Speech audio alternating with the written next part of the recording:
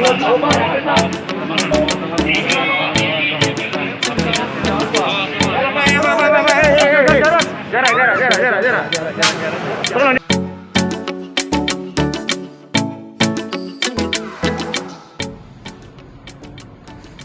Veronica Moniaga, juru bicara Gubernur Sulawesi Selatan, Profesor Nurdin Abdullah, ingin menjelaskan mengenai sejumlah kabar yang beredar terkait dengan Bapak Gubernur Sulawesi Selatan.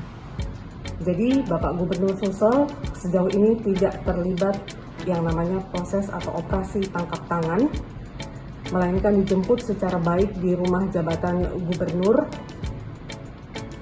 pada dini hari ketika beliau sedang beristirahat bersama keluarga. Meskipun belum mengetahui penyebab dijemputnya, sekali lagi secara baik, namun Bapak Gubernur sebagai warga negara yang baik mengikuti prosedur yang ada, mengingat bahwa berdasarkan keterangan dari petugas KPK yang datang, bahwa beliau hanya ingin dimintai keterangan sebagai saksi. Bapak Gubernur berangkat bersama satu ajudan, mengingat bahwa beliau juga kepala daerah dan tentunya dengan petugas KPK, tanpa disertai adanya penyitaan barang bukti karena memang tidak ada barang bukti yang dibawa serta dari rumah jabatan gubernur.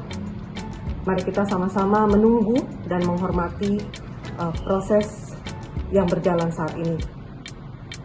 Sekian dan terima kasih.